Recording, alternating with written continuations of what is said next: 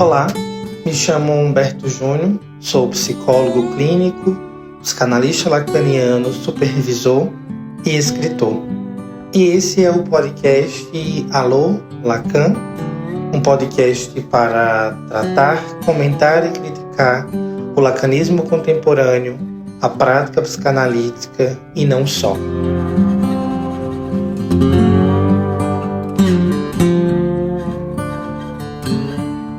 Júlia, para mim é um prazer tê-la aqui nesse encontro especial. Eu fiz esse convite com muito gosto, com muita disposição para fazer esse bate-papo com você e fiquei muito feliz com o aceite.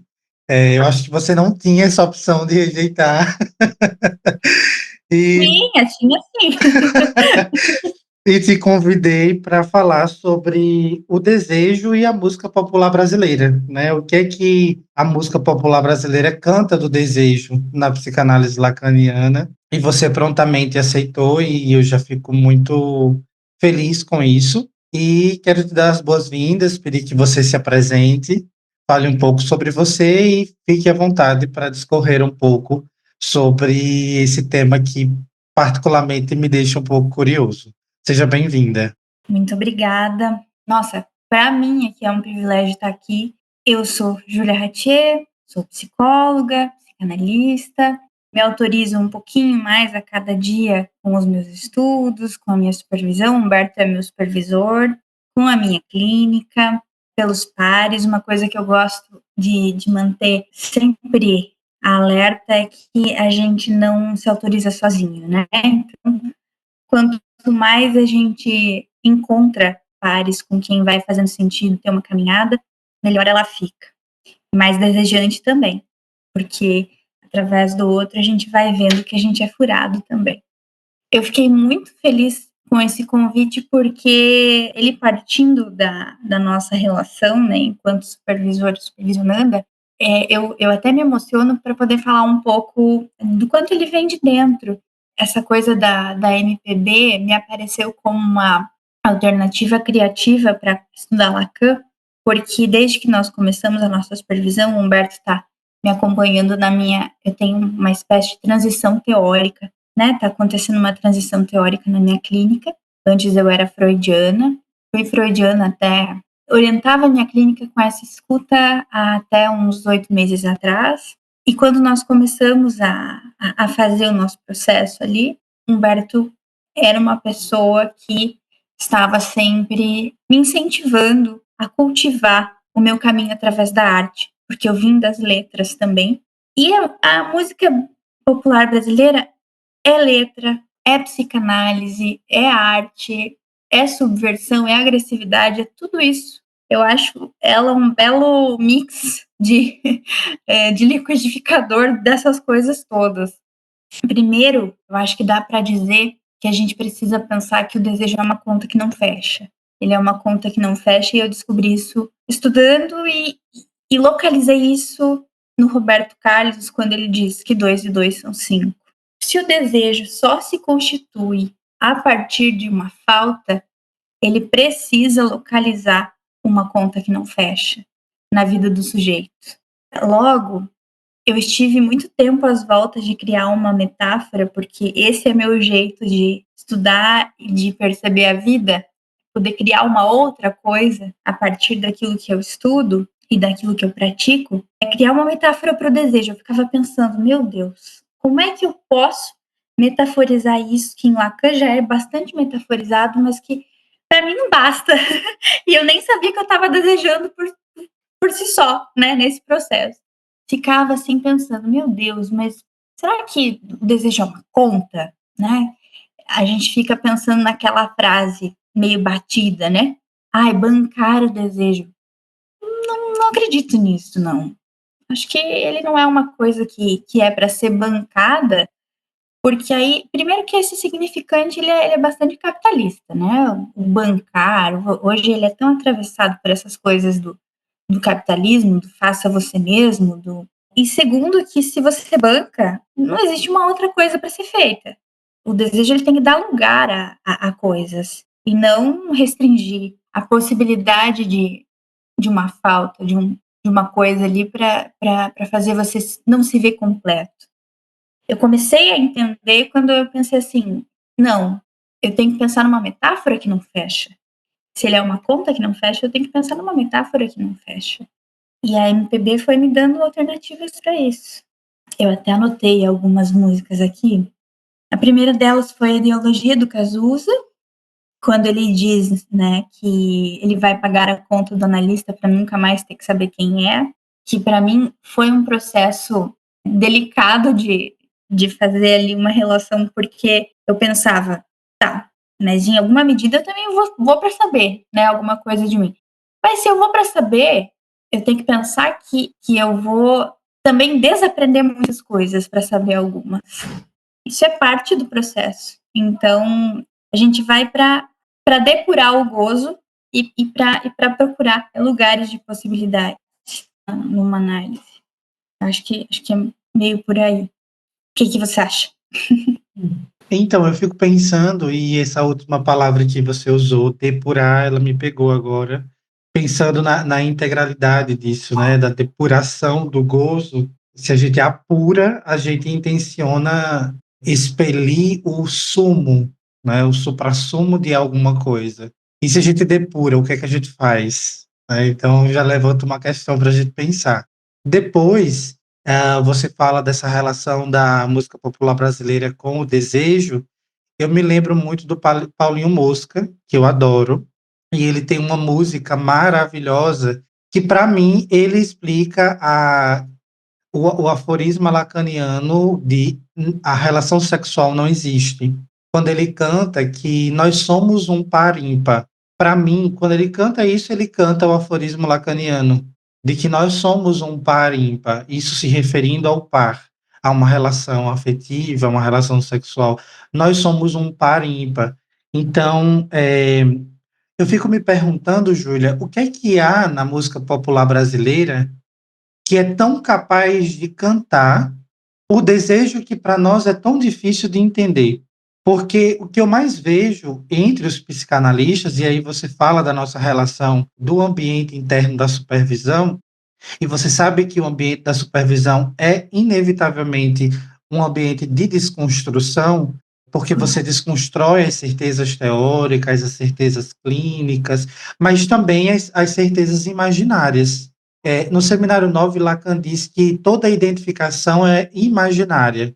E eu acho que as certezas também são imaginárias. Toda Com certeza certeza. ela é imaginária, né?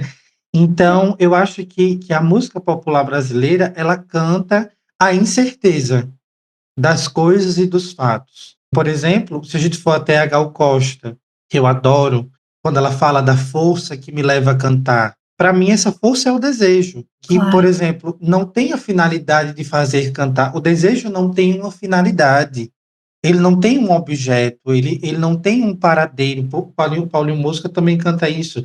O desejo não tem paradeiro, mas você pode fazer alguma coisa com o desejo, como a Gal canta. Essa força que me leva a cantar. Então, eu acho que a música popular brasileira, ela canta a incerteza que é a depuração do desejo. Você fala da Eu acho, depuração do gozo, né? eu acho que aí a gente tem ainda uma coisa ainda mais arriscada de se falar, né? Mas pensei nisso agora. Essas pessoas talvez elas não tenham noção, justamente porque elas não têm a intenção. A arte, uma vez um amigo me disse uma coisa que eu fiquei muito assim tocada. Eu lembro que a gente estava falando sobre a subversão na arte, né? A gente estava olhando umas imagens e teve uma imagem que me incomodou. E eu falei para ele assim: o que você acha disso? Porque eu não consigo. Isso me toca em algum lugar, isso fica desconfortável. Será que a arte tem que fazer isso? Daí ele falou: a arte não tem que nada. Me pegou, sabe? Eu falei assim: putz, é por aí mesmo. Então, talvez essas pessoas elas decantem, desejam, decantam, porque elas nem sabem. Elas não estão fazendo isso para atingir. É mais ou menos como a morte da escrita. Elas fazem algo que não tem uma intenção e por esse mesmo caminho isso alcança alguma coisa. que se perderia na intenção.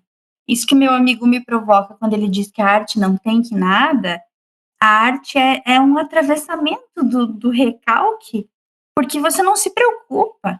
Aquilo que eu estava tentando dizer da morte da escrita, a escrita sendo uma morte, né? Para mim, ela é isso, porque quando eu pego um caderno para escrever, porque eu faço assim, como faziam os maias e astecas, né? Eu nem uso o computador, só para quando for para publicar alguma coisa. Quando eu pego um caderno meu e eu penso em alguma coisa para escrever, quando sai no papel, eu penso assim, nossa, quanta coisa morreu para que eu pudesse escrever dessa forma e não de tantas outras. É aquilo que o Lacan vai dizer, né? A palavra, ela toca algo do real, mesmo quando ela se apresenta, né, na arte, mesmo quando ela tem algo que fica insondável, quando você transforma isso em algo público. Então, algo que atravessa o coletivo vai sempre ser perdido, e algo que fica também, né? Algo que não é transformado em palavra. Então, a gente sempre perde. Para poder desejar, para poder continuar vivo, a gente sempre perde. A escrita é uma forma de perder, a música é uma forma de perder, a fala é uma forma de perder, o silêncio é uma forma de perder. Então, acho que é meio que isso. Esses artistas, eles justamente, eles não têm intenção. Porque a intenção é aquele acordo que a gente faz, há que se ter uma certa socialização do pedido. Mesmo que seja você com você mesmo, você faz um acordo, eu preciso disso aqui. E não que a gente não perca nada quando a gente faz isso, mas é uma perda um pouco mais direcionada. Agora, a arte, ela não tem direção. E você fala da perda, né? Me parece a perda desse ideal de eu, que seria esse ideal Claro. da intenção. Quando a gente pensa no ideal de eu, a gente pensa nessa intenção, porque, por exemplo, eu lembro de como a Clarice Lispector inicia o texto dela da Via Crucis do Corpo, dizendo que alguém encomendou 3 crônicas. E ela disse: eu não costumo escrever por encomenda, mas eu vou tentar. Então, eu acho que essa encomenda, né, do outro é um ideal. Por exemplo, se eu te encomendo 3 crônicas, fale sobre isso, fale sobre 3 temas em específico. Você lida com o ideal, será que eu vou estar à altura do que ele me pede? Né? E eu acho que toda música, toda escrita, a arte em si, as pinturas, as artes cênicas e plásticas, a dança, é um fazer outro de si mesmo. Você fala da arte Sim, como a morte, eu ainda acrescento, eu acho que toda expressão artística é fazer um outro de si. E aí eu falo da minha experiência enquanto escritor, eu não escrevia por intenção, como você diz, né? Não era a intenção minha escrever para publicar, eu só escrevia para nada e para ninguém, né? Parafraseando a Lispector ainda.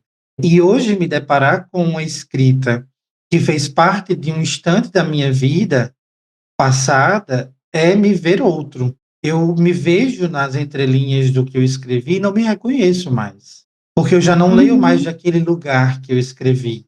Eu gosto muito quando a Adélia Prado diz, né, de vez em quando Deus me tira a poesia. Eu acho que se a poesia, a escrita como um todo, ela era esse fazer um outro de si mesmo, teve um momento na minha análise que eu dizia ao meu analista, eu estou passando por um momento de aridez poética, em que eu não tenho poesia para escrever. Eu só consigo dizer do que eu sinto, falando, usando as minhas cordas vocais, o meu aparelho fonador. Eu não consigo escrever, as palavras me fugiram da ponta dos dedos. E aí depois a poesia voltou e eu voltei a escrever num outro momento da minha vida. Mas, como você diz, que a intenção, ela é meio que é uma tentativa de encontrar um objeto para o desejo, né? Quando você sim, intenciona alguma coisa, você intenciona encontrar um objeto e um paradeiro para o seu desejo. E você falava ainda do bancar o desejo, e eu acho que bancar o desejo é uma tentativa também de encontrar um objeto para ele. Eu escrevia esses dias, né? Eu acho que bancar o desejo tem mais a ver com uma covardia do que uma responsabilização subjetiva. Eu fiquei pensando aqui em como isso talvez a gente pudesse dar uma relacionada com a própria o que há de simbólico na própria escolha, que não é bem uma escolha, né, mas a própria transferência, a própria opção de um analista, quando você escolhe um analista, por exemplo, né, do lugar simbólico. Não é do lugar imaginário que aquele tem todas as respostas. Não, aquele deve ter essa resposta para isso que eu preciso. Então, algo do simbólico. Ele recolhe algo que seria coletivizado, mas algo que se transforma em algum lugar nessa coisa mais refinada, que ainda não é algo que ele pôde transformar numa outra coisa, mas já é, digamos assim, uma preparação de um caminho. Não é um tiro no escuro, como seria o imaginário. O imaginário, qualquer coisa pode resolver. Eu queria ser qualquer pessoa menos eu. Quando você me convidou, eu fiquei muito entusiasmada mesmo, assim. Eu montei uma playlist no Spotify de várias músicas que estavam me tocando, e eu cheguei numa música que eu gosto muito e fiz uma associação que eu vou ter que levar para análise. Eu fiz uma associação interessante porque é uma música que eu escutava muito quando eu estava triste. E o nome dessa música é Só o que me interessa, do Lenine. Já ouviu? Aí ele diz assim, né? Quem vai virar o jogo e transformar a perda em nossa recompensa? Porque quando eu olhar para o lado, eu quero estar cercado só do que me interessa. Esse é o gozo. Tipo assim, até a perda tem que ser uma recompensa. E vai se transformar só no que me interessa, né? Isso é bem interessante. Você dizer assim, né? Eu quero ser todo mundo menos eu, né? Eu quero ser qualquer pessoa menos eu. E eu acho isso muito arrebatador. Pensar isso assim a nível de eu, mas a nível também da clínica e a nível de desejo. Uhum. Porque aqui está o grande ponto, eu acho que de uma retificação subjetiva em análise. É quando você, não é quando você opta por ser você, mas quando você suporta ser você. Não existe Exato. uma escolha consciente e responsável de ser você mesmo. Ninguém em sã consciência gostaria de ser si mesmo. Ah, eu amo Sim. ser eu mesmo. Ninguém ama, a gente se suporta. Eu acho que a análise é esse acordo possível entre eu e o outro de mim mesmo. Né? Lacan elabora isso quando ele vai escrever o esquema L, que o eu é um outro. Então, falando desse eu, e aí vamos teoricamente do Gé e do Moá, eu acho que uma análise é um acordo viver possivelmente. Nem paz é, né? Porque ninguém vive em paz. Mas um acordo Não há paz na possível. linguagem. Não há, não há. O inferno é a linguagem, né? Então, Sim. eu acho que é esse acordo possível entre eu e o outro, que não é o outro você, mas o outro de mim mesmo. Então, assim, eu fico às voltas com essa ideia do desejo, e você falava da música que te toca, uma música que desde o ano passado me causa e me acompanha, é o poema de Ney Matogrosso, que eu amo. Ai, linda. Para mim, essa música é o suprassumo da interpretação do sonho de Freud. O suprassumo do texto de interpretação dos sonhos de Freud, né? E assim, eu acho que, claro que ninguém cria, né? Os MPBs da vida não criam músicas causadas pela psicanálise, né? Hora ou outra você acha um que faz análise. A gente que faz essa ponte, e eu acho que o que há de comum entre a psicanálise e a MPB é o oco, que está no núcleo de cada um. Existe um oco do lado de cá, existe um oco do lado de lá. Eles cantam para fazer borda e nós fazemos borda Fala de mais sobre outra isso. forma. É, na minha cabeça isso é muito claro, mas eu vou tentar falar melhor sobre. O cantar, né, o fazer música, é uma tentativa de fazer borda ao vazio. Quando a gente Agora que canta, você falou de vazio, começa a ficar. quando eu falo oco, leia esse vazio. o oco como uma marca do vazio, né? Algo que não pode ser preenchido. Essa coisa do oco, né? Do vazio, enfim, o cantar, ele meio que é um contorno a esse oco que nos atravessa, que é meio que uma marca radical, como diz o Lacan. Nós temos uma marca radical, que é a falta. Nós temos no meio de nós, dentro de nós, um oco na linguagem. Por mais que se tente dizer alguma coisa, não se consegue. E aí, do lado de cá, a gente escuta esse oco, Uhum. né? A gente trata esse outro, esse oco, melhor dizendo. O que é que você pensa? Nossa, eu fiquei pensando em tanta coisa. Fez um boom aqui na minha cabeça. Eu lembrei de uma música e de um nome da literatura daí, né? O Canto da Sereia. Porque quando você fala em sereia, mitologicamente, você pode pensar em alguém que está enganando, tá subvertendo o desejo, né? É a chama, ela chama o outro, ela envolve o outro, e o outro acha que ela é uma coisa que ela não é. Então, talvez o oco seja isso de não ter compromisso com ser nada. Não é a enganação do canto da sereia, mas é a negação de uma enganação para poder partir do nada para alguma coisa. Não sei se fez algum Sim, sentido. você fala e eu escuto o que Lacan elabora no cenário 20. Ele inventa um termo chamado amor cortês, que é esse Uhum, amor que não é o canto da sereia, não é um amor que completa, mas é um amor que faz falta e que uhum, faz falta fazendo falta. Já não é mais uma falta que nos causa desespero, mas é uma falta que nos permite desejar. Porque o que é o amor se não deixar o outro existir como ele é? Eu com acho que certeza. o amor só surge na relação quando a fantasia cai. Uhum. Enquanto a fantasia é subsídio para o desejo é subsídio para o amor. Como ele diz, né, que só o amor é capaz de fazer o gozo condescender ao desejo. Isso mesmo. É isso. Deixa eu pensar aqui. Tava pensando em mais músicas. Tem a Marisa Monte, que eu achei uma dela que eu gosto muito, que é o Que Se Quer. Que aí me chama atenção justamente porque o desejo como ética da psicanálise, ele vai fazer, pelo menos no meu percurso, ele foi o miolo, porque a primeira coisa que eu tive que entender para entender psicanálise era que desejo não é querer.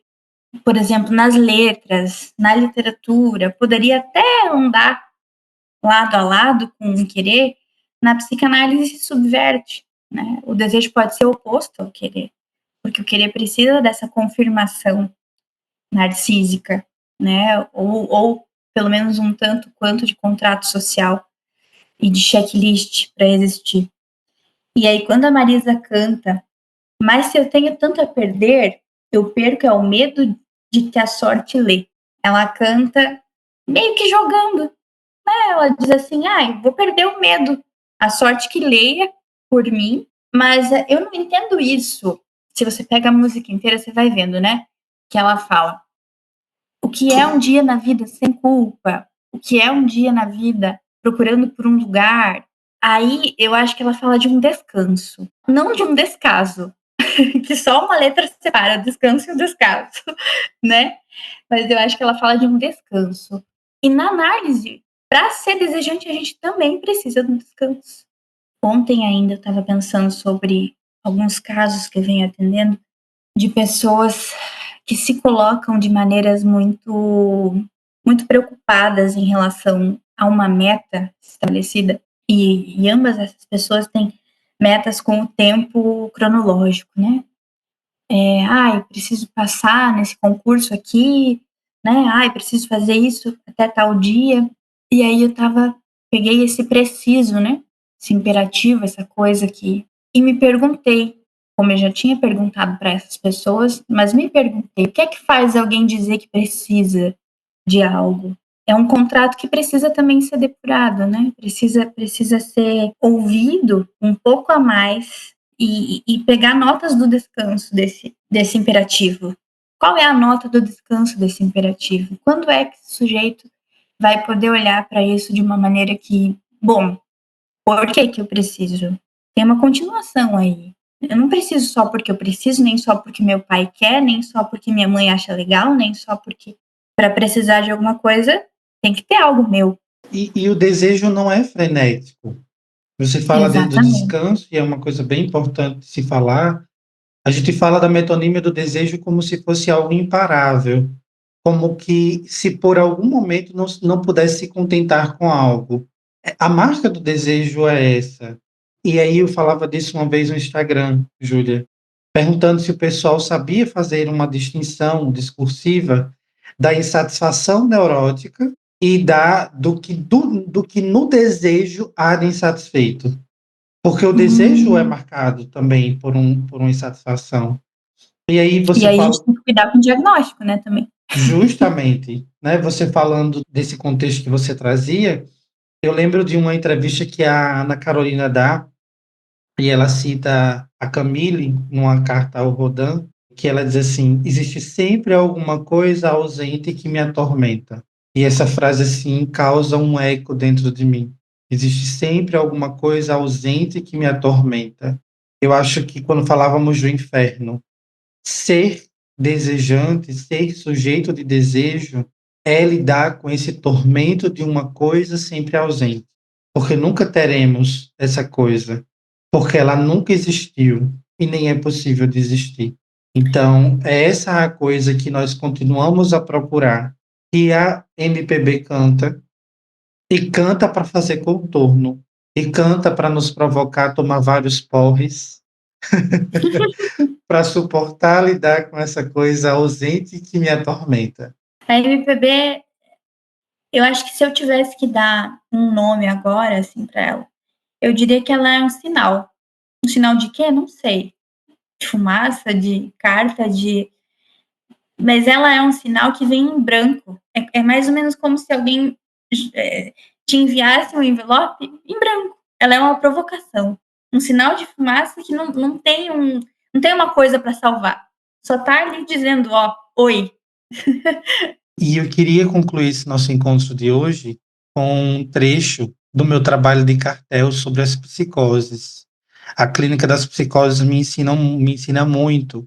E eu parafraseei um autor chamado Artaud, que era um autor dito psicótico dentro de um contexto psiquiátrico, e ele escrevia, e eu cito o seguinte trecho: entre o corpo e o corpo não há nada, nada além de mim. Esse não é um estado, não é um objeto, não é um espírito, não é um fato, menos ainda o vazio de um ser. Absolutamente nada de um espírito, nem do espírito, nem um corpo. É o intransplantável eu. Mas um eu não o tenho. Eu não tenho eu, pois só há eu e ninguém, sem reencontro possível com o outro.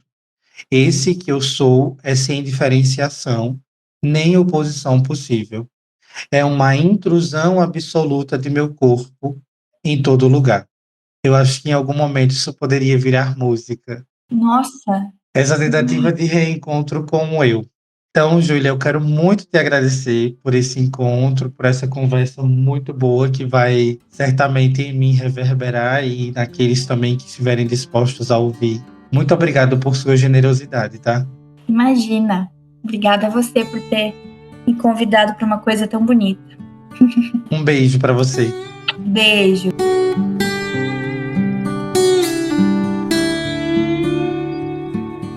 Se você gostou desse episódio, siga-me aqui nessa plataforma para receber a notificação dos novos episódios e também me siga no Instagram, @HumbertoJuniorPsi, e também meu canal no YouTube.